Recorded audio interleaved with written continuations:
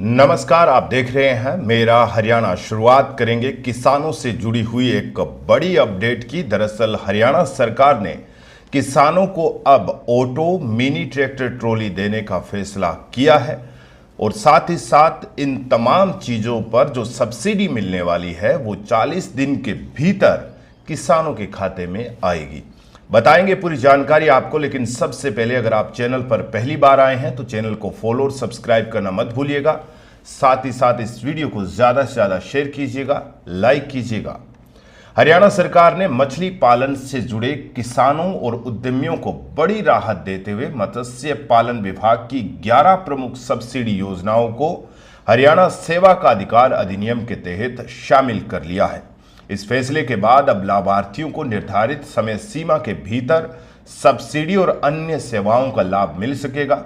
सरकार का उद्देश्य मत्स्य पालन क्षेत्र को बढ़ावा देना और किसानों को समय पर आर्थिक सहायता उपलब्ध कराना है। हरियाणा के मुख्य सचिव अनुराग रस्तोगी की ओर से जारी आदेशों के मुताबिक अब मछली पालक किसानों को ऑटो, 4 व्हीलर अथवा मिनी ट्रैक्टर ट्रॉली जैसी सुविधाओं के लिए मिलने वाली सब्सिडी निर्धारित समय के भीतर उपलब्ध करवाई जाएगी। इससे पहले कई बार किसानों को सब्सिडी मिलने में लंबा इंतजार करना पड़ता था, लेकिन अब प्रक्रिया को समयबद्ध बना दिया गया है।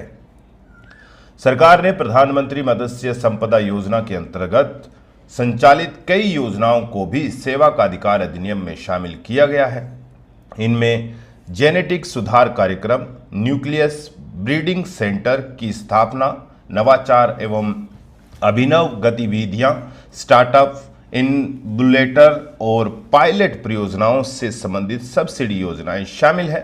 इन सभी मामलों में लाभार्थियों को अधिकतम 50 दिनों के भीतर सहायता राशि उपलब्ध कराई जाएगी।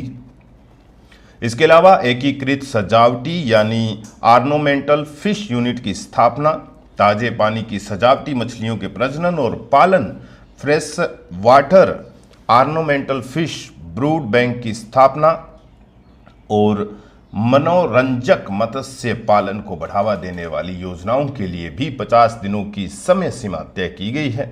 मत्स्य उत्पादों के विपणन और मूल्य संवर्धन से जुड़ी परियोजनाओं को भी इस व्यवस्था का लाभ मिलेगा। सरकार ने मछली और मत्स्य उत्पादनों की ई ट्रेडिंग एवं ई मार्केटिंग के लिए प्लेटफॉर्म पर मिलने वाली सब्सिडी, कोल्ड स्टोरेज और आइस प्लांट के आधुनिकीकरण, मछली मूल्य संवर्धन इकाइयों की स्थापना और मत्स्य सेवा केंद्रों के विकास से जुड़ी योजनाओं को भी समयबद्ध सेवा के दायरे में शामिल किया है।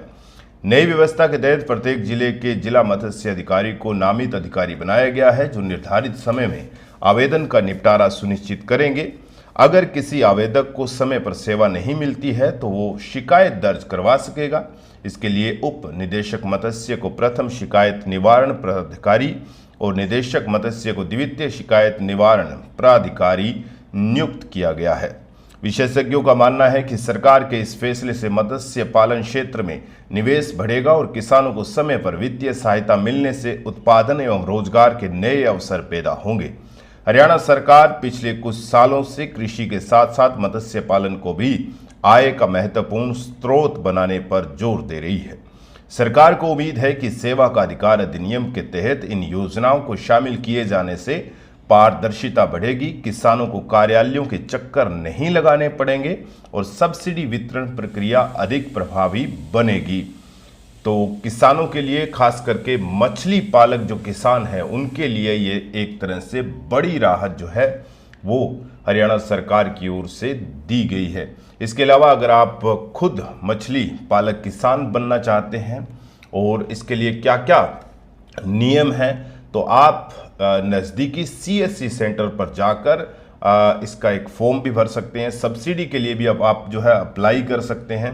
तमाम डिटेल जो है आप अपने नज़दीकी CSC सेंटर या ऑफिशियली वेबसाइट पर जाकर जो है वो पता कर सकते हैं।